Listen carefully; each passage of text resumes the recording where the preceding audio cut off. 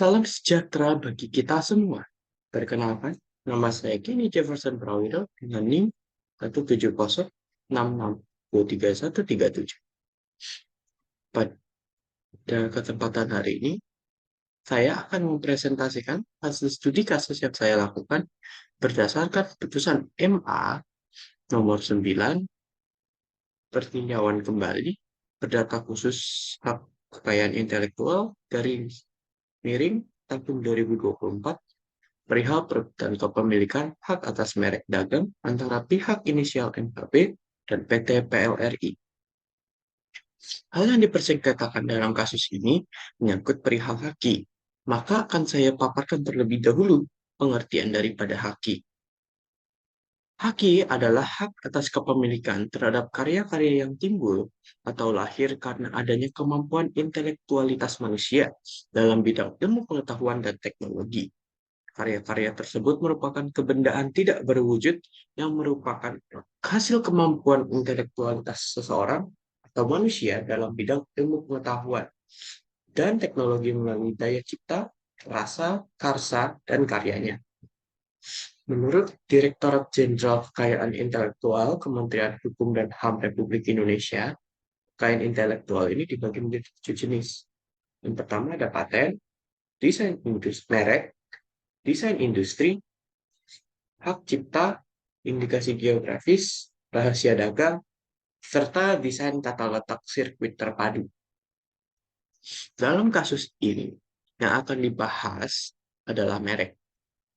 Sehingga merujuk pada Undang-Undang Nomor 20 Tahun 2016 tentang merek dan indikasi geografis, merek adalah tanda yang dapat ditampilkan secara grafis berupa gambar, logo, nama, kata, huruf, angka, susunan warna, dalam bentuk 2 dimensi dan atau 3 dimensi, suara, hologram, atau kombinasi dari 2 atau lebih unsur tersebut untuk membedakan barang dan atau jasa yang diproduksi oleh orang atau badan hukum dalam kegiatan perdagangan barang dan atau jasa.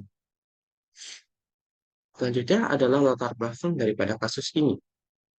Kasus ini bermula dengan klaim dari pihak MHB selaku penggugat bahwa merek yang dipersengketakan sudah dibeli secara bawah tangan dengan pihak inisial JW pada tahun 1986. Maksud bawah tangan di sini adalah perjanjian tanpa adanya akta resmi. Menurut pasal 1867 Junto pasal 1875 KUH Perdata, perjanjian bawah tangan adalah sah di mata hukum. Nah, di sisi lain, PT PRLI mengaku juga membeli hak atas merek yang dipersengketakan dengan pihak penjual yang sama yakni JW pada tahun 2000-an dengan dibuktikan akta asli perpindahan milik merek. Oleh sebab kejanggalan ini, keduanya bertemu di meja hijau guna menentukan siapa pemilik sah dari merek fashion ternama ini. Keduanya ingin memiliki merek tersebut karena merek tersebut terkenal dan disukai masyarakat. Terdapat 3 landasan yang diperhatikan dalam menelaah kasus ini. Yang pertama adalah landasan yuridis. Kita merujuk pada Undang-Undang Nomor 20 Tahun 2016 tentang merek dan indikasi geografis, serta perjanjian TRIPS, Trade Related Aspect of Intellectual Property Right, serta Konvensi Paris tentang perlindungan kekayaan industri.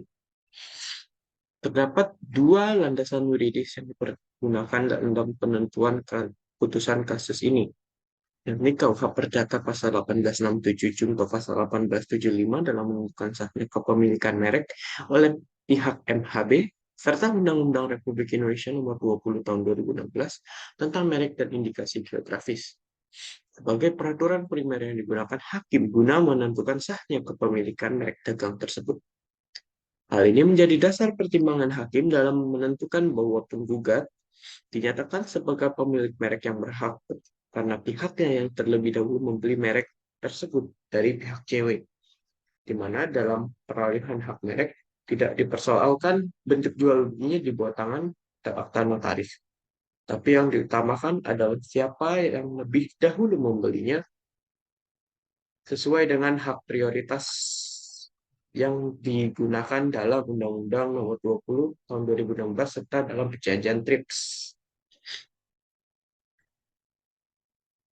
Penggunaan Undang-Undang Republik Indonesia Nomor 20 Tahun 2016 tentang merek dan indikasi geografis sebagai peraturan primer yang mendukung pertimbangan hakim adalah rasional. Disebabkan Undang-Undang Nomor 20 Tahun 2016 Bab 4 tentang pendaftaran merek pasal 21 yang menjadi dasar perihal penolakan permohonan merek di DJKI. Lebih lanjut, dalam pasal 21 ayat 1 huruf A dinyatakan bahwa permohonan ditolak jika merek tersebut mempunyai persamaan pada pokoknya atau keseluruhannya dengan merek yang terdaftar milik pihak lain atau dimiliki lebih dahulu oleh pihak lain untuk barang dan atau jasa sejenis. Hal inilah yang menjadi dasar hukum konkret atas pembatalan klaim merek oleh PT PRLI oleh pihak penggugat HB karena telah mendaftarkan merek tersebut lebih dahulu di DJKI. Selanjutnya adalah landasan sosiologis. Kasus persengketaan kepemilikan merek tidak hanya terjadi kali ini saja. Cukup banyak kasus perihal kepemilikan merek maupun dualisme kepemilikan merek. Oleh sebab permasalahan inilah, maka disahkan Undang-Undang Republik Indonesia Nomor 20 Tahun 2016 tentang merek dan indikasi geografis. Yang terakhir adalah landasan filosofis. Landasan filosofis merupakan pertimbangan yang menyatakan bahwa segala peraturan yang dibentuk harus mempertimbangkan pandangan hidup, kesadaran, dan cita-cita bangsa Indonesia yang bersumber dari Pancasila dan Undang-Undang Dasar 1945. Landasan filosofis untuk kasus ini adalah bahwa setiap warga negara Indonesia berhak mendaftarkan merek sebagai kekayaan intelektual dan wajib dilindungi negara sebagai perwujudan sila kelima Pancasila, yakni keadilan sosial bagi seluruh rakyat di Indonesia. Hal ini dipertegas dengan Undang-Undang 1945 Pasal 28D ayat 1 yang berbunyi bahwa setiap orang berhak atas pengakuan, jaminan, perlindungan, dan kepastian hukum yang adil serta pengakuan yang sama di hadapan hukum. Selanjutnya,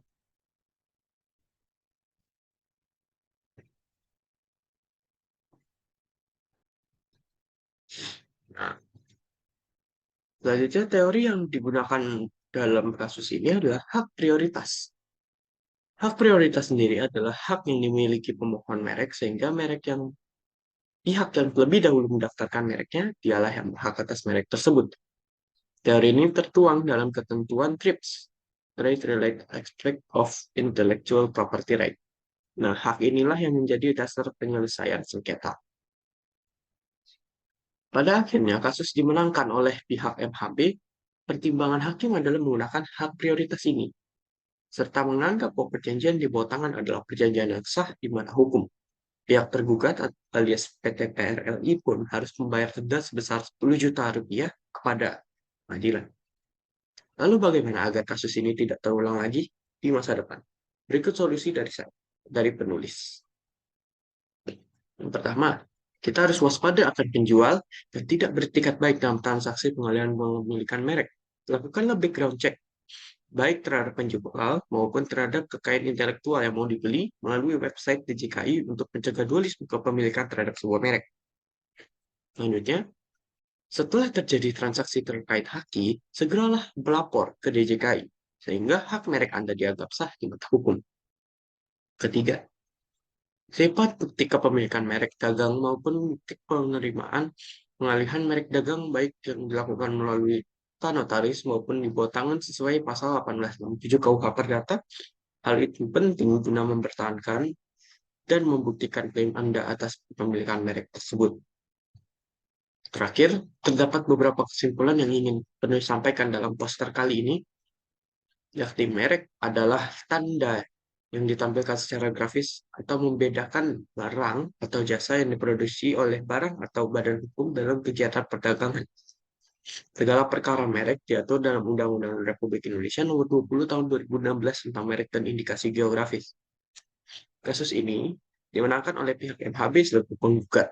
Ia terbukti sudah membeli merek terlebih dahulu dari JW, sehingga hak prioritas berlaku atas kasus ini. Yang terakhir, Guna mencegah terjadinya kasus serupa, maka pembeli merek harus lebih berhati-hati atas kasus jual lima kepemilikan maupun kepemilikan merek yang mirip atau serupa bisa terhindar.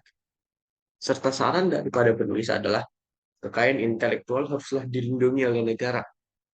Buatlah aturan yang jelas dan ketat yang melindungi pemilik haki dari penyalahgunaan. Etika bisnis dan etikat baik harus menjadi pilar utama dalam berbisnis. Sekian presentasi materi yang bisa saya sampaikan pada kesempatan kali ini. Mohon maaf atas segala kekurangan yang ada dalam makalah, poster, maupun video ini. Sekian dari saya. Jangan lupa untuk like, comment, dan subscribe. See you in the next video.